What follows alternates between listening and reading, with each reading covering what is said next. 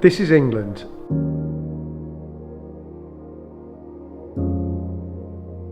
Over the last 1,000 years, man has manipulated this country to be a wildlife haven.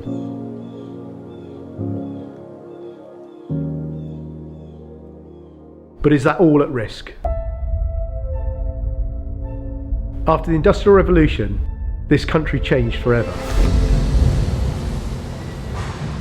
Intensification of farming, new pesticides and fertilisers, destruction of habitat, invasive species, urban sprawl and increased human traffic have been devastating to any wilderness this country had left. All these factors have contributed to a devastating effect on the wildlife and plants we have in this country. This is what's known as the biodiversity crisis. The recipe for abundant wildlife is clear to those of us who live and work in the countryside. Provide good habitat, provide a food source, and protection from predators. Getting these things right requires a lot of time, money and effort, and long-term dedication. With government spending on wildlife at just 0.02% of our GDP, it falls to private individuals and landowners to take up that mantle. There's a group out there who are already doing this and have been for at least 150 years. Gamekeepers are responsible for managing more landmass than any other conservation body in the UK and are currently doing a job to such a level that's helping to stop this biodiversity crisis.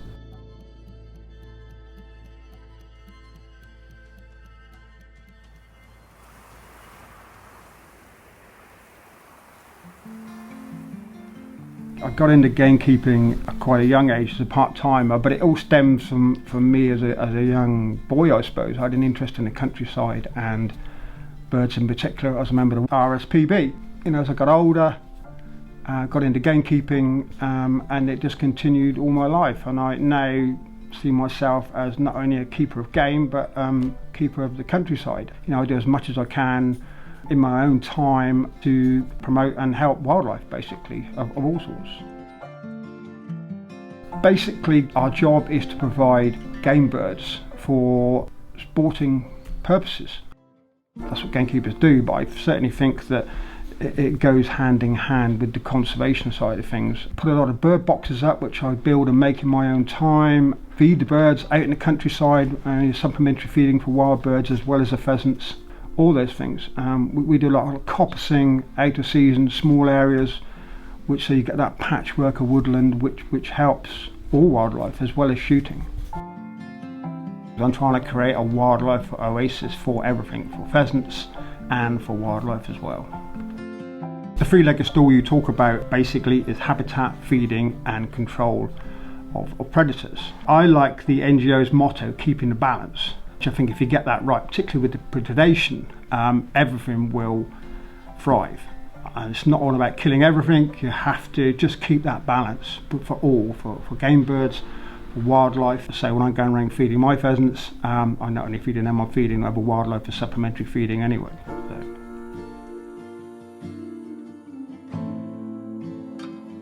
Biodiversity on game shoots is massive. Gamekeepers want to create a healthy population of game birds right through the year, not just for the shooting season. Stood here in a fantastic wild bird mixture. This was planted last spring. We're now in February, so it's gone through the whole bleak winter, and this would have supported a huge amount of wild birds, not just pheasants, much more to do with farmland birds. Yellowhammers, corn buntings, so on and so forth. This is a real lifeline for them. I think a 2016 survey said there was 25,000 hectares of wild bird mixes grown by shoots. So it's a massive amount. This particular crop we're in now contains mainly brassicas.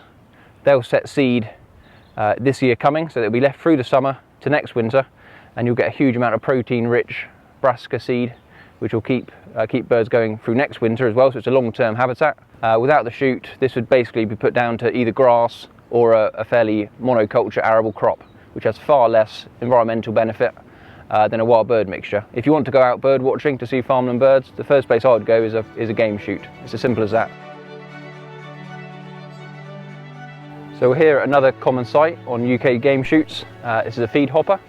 This one here is full of wheat, primarily for the pheasants here on the shoot, but also it has a massive knock-on effect for wider wildlife. So farmland birds will use this as a lifeline through the hungry gap. Now this hungry gap, as I say, between December through to March, is a time when wildlife's at its most vulnerable. A lot of small birds will perish through that period of time, and without these feeders and this lifeline, there's no doubt that biodiversity across the whole of the UK would be lower. All birds are protected in the UK, however there are dispensation for certain species of birds. Everything's covered under general licences after that. So the general licence allows us to control certain pest species under certain conditions. For example, GL 40, so general licence 40 for conservation, allows us to control crows and magpies to protect red and amber listed birds. But the problem we've got at the moment is that jackdaws, rooks and gulls, the herring gull and the lesser blackback gull, we can't control on special areas of conservation. These areas were designated because of the bird life that's there, so it's a bit weird that we're now losing the special bird life that we have there because of the licences have changed. We need this addressing now that these birds can be controlled because they're having a big impact. Before the general licences changed, basically we were controlling predators, particularly crows and magpies, to protect ground nesting birds. That includes game birds as well. When the licence changed, I couldn't actually control the crows, so that particular batch of chicks actually got predated. The eggs didn't, but when they hatched off, the chicks were predated very quickly by a pair of crows because I didn't have the ability to actually control them at the time.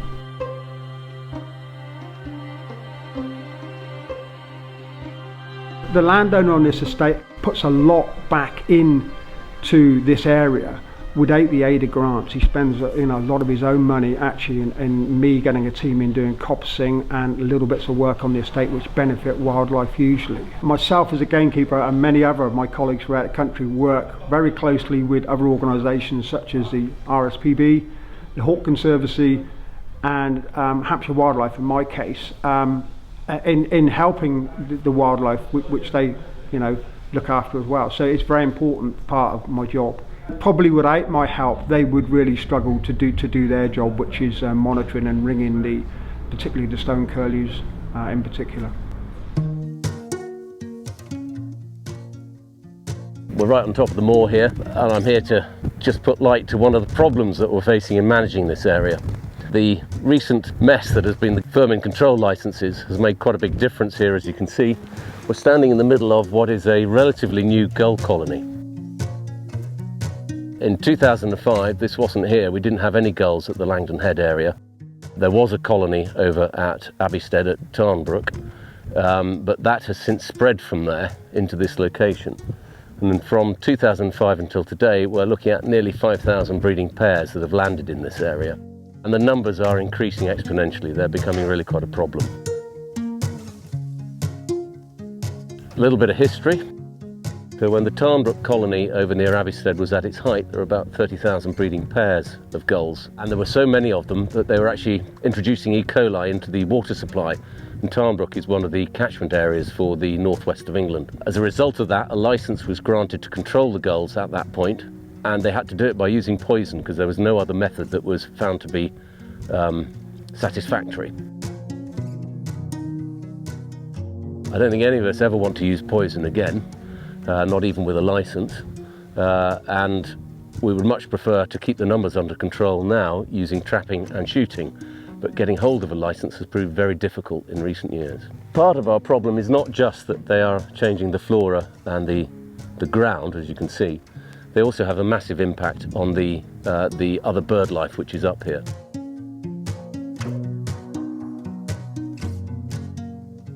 One of the major features of this area is a breeding ground for curlews, merlins, hen harrier, snipe and other waders, and they are reducing in number because their habitat is being engulfed by this invasion of gulls.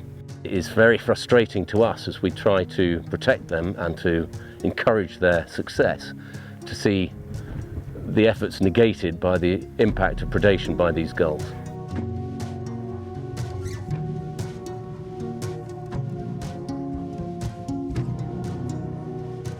Farmers, gamekeepers and those involved with the countryside in a practical way are aware that predator control isn't the sole thing that's going to save the British countryside and the rare species within it. The biodiversity crisis goes much wider. It involves habitat, feeding as part of the three-legged stool as well. Without those three things, we're not going to get our endangered wildlife to thrive. It's all very well and good charities and conservation bodies doing two or one of them, but the more holistic approach which game managers use is key to survival of our more iconic species. My name's Ashley James. I've been an ecologist now for 5 years. My view is obviously humans are one of the biggest factors in this biodiversity crisis. We are currently facing a mass extinction like we have back in the Jurassic times. We are currently living in one. That's because we as humans are one of the most dangerous species. So we're so clever, we can control the world and how things are run. We are pushing a lot of species to extinction. We are changing and transferring the natural landscape in a mass manner. Some of these reasons are obviously we've got a growing population, we need schools, we need infrastructure to support this population, and that means we are spreading out into the greenfield, brownfield sites. I think we do have to look at sustainable living.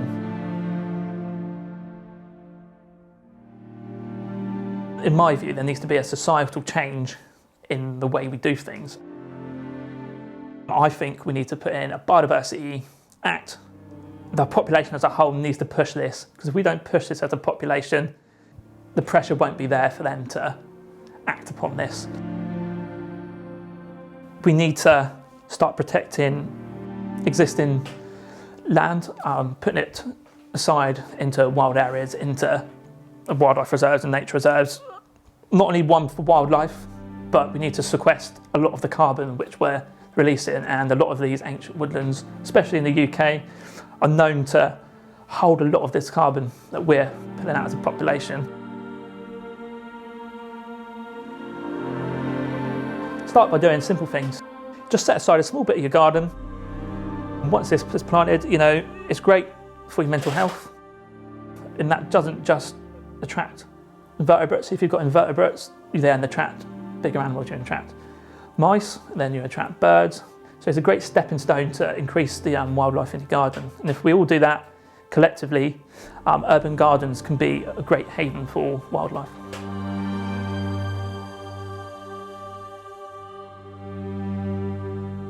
So here you get a very good example of what we're up against.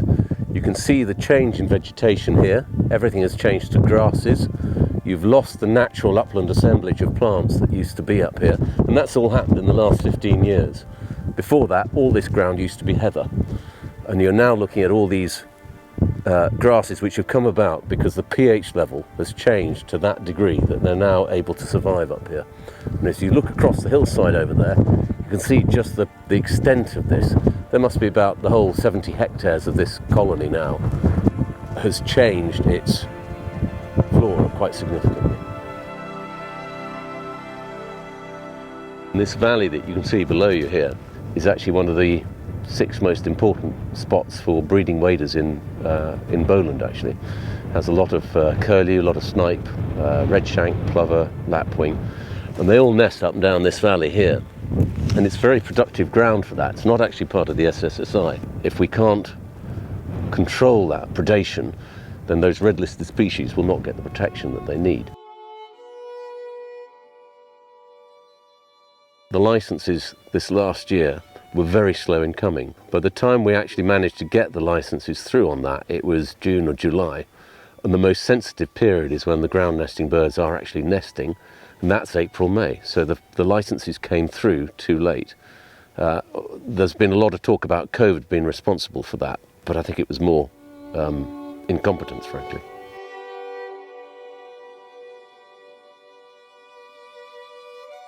In the UK, we have no large carnivores to control our population of herbivores and other species to a sustainable level.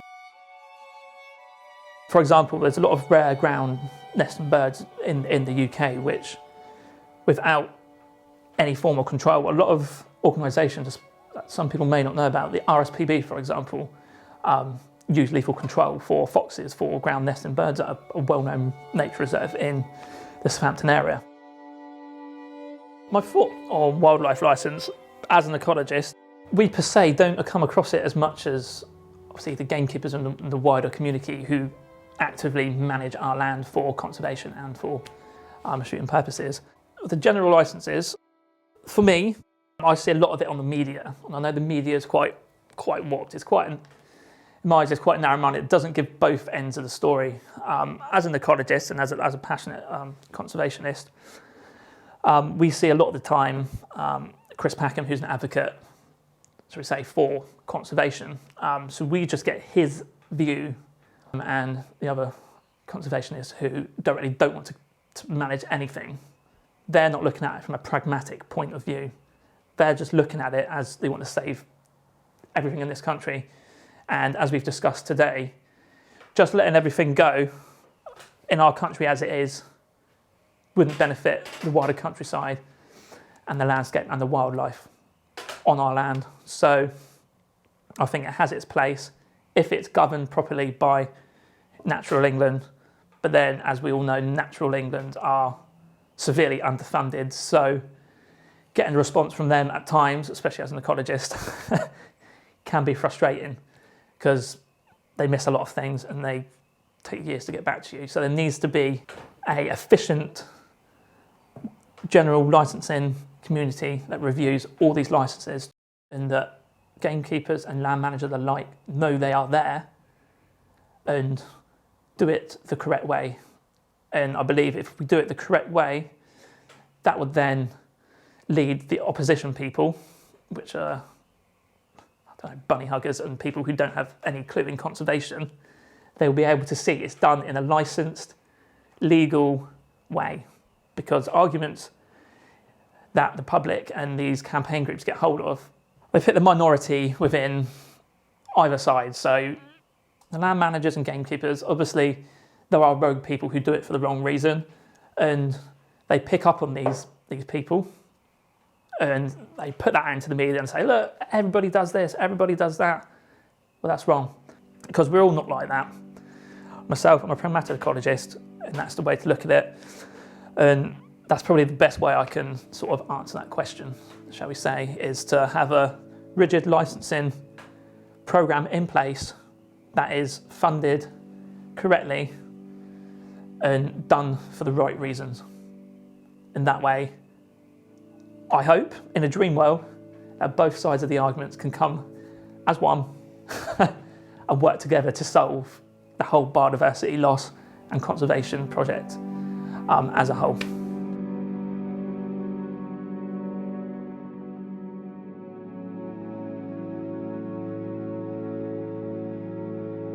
Looking at everything you've seen during this film, and different views and viewpoints, we all know there's a problem. There's no simple solution, but there are some pragmatic, proactive people out there who can help and who are making a difference.